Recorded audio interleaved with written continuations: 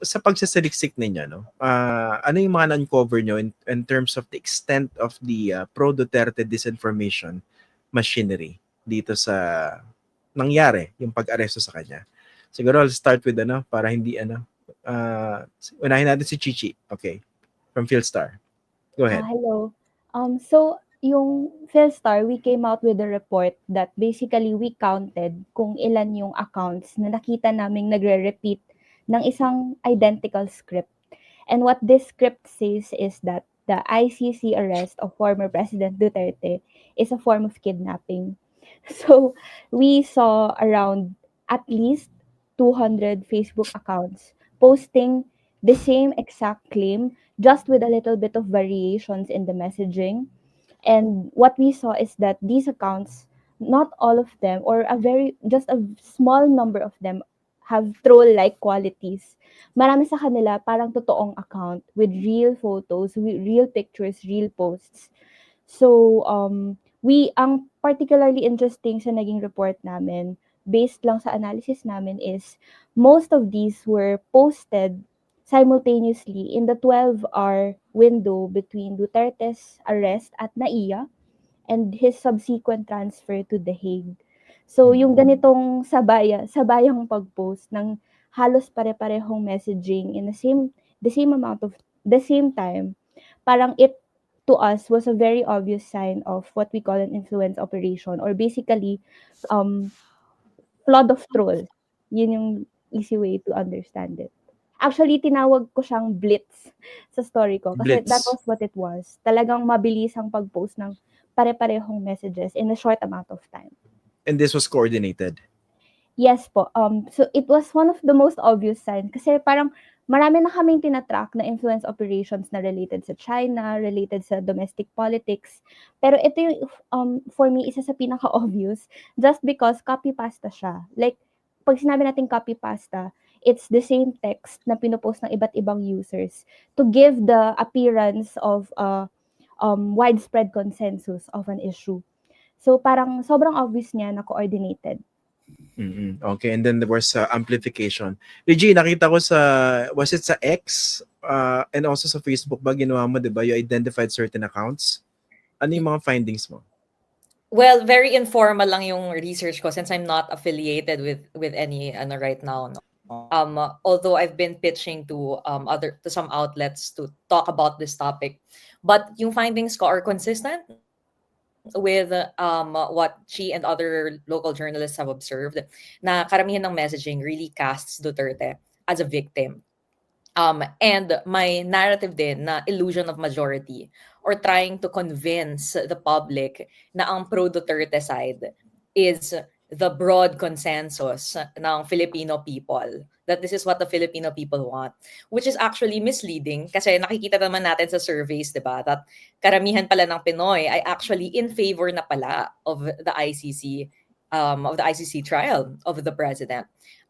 Pero may nakikita akong type of messaging that's kind of trying to barter in yung mga soft voters or people who might still be undecided about what to do with former President Duterte. Yung mga tipong messaging na ako ay kakampeng pero in favor ako na iuwi si president because blah blah blah blah, or yung mga argument na gumagamit ng whatever legalese to say na dapat sakop siya ng local courts without consideration for the fact that for more than 6 years, hindi gumagana yung justice system, in particular for EJK victims. So may mga ganitong types of messaging that are designed to appeal to people who are undecided, or to people who believe that Duterte should be tried but not abroad, quote and unquote.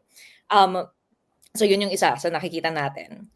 Pero yung pinaka-troubling na nakikita ko, Christian, itong trend ng belief na hoax daw ang extrajudicial killings.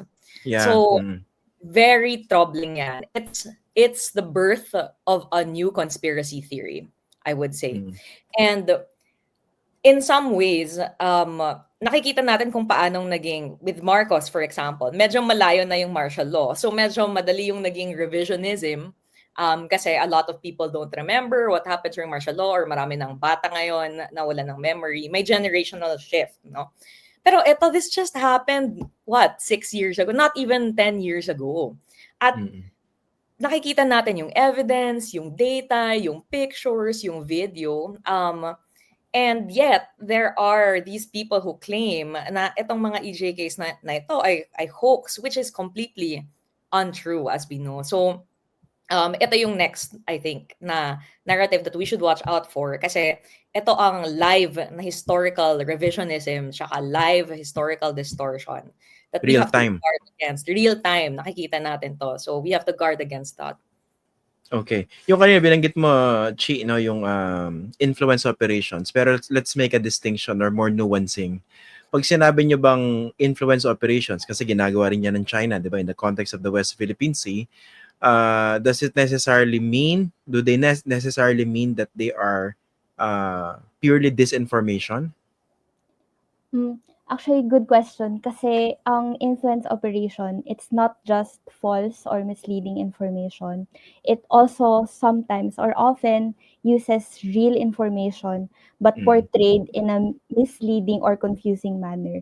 Kumbaga, ang pinaka-aim niya is maguguluhan ka kung ano ba talaga yung how to interpret or how to join the public discourse. Ang pinaka-aim niya is gagamitin niya yung totoong facts para hindi siya ma-debunk or hindi siya ma-fact check. Tapos i-populate niya basically yung public discourse. So parang Okay.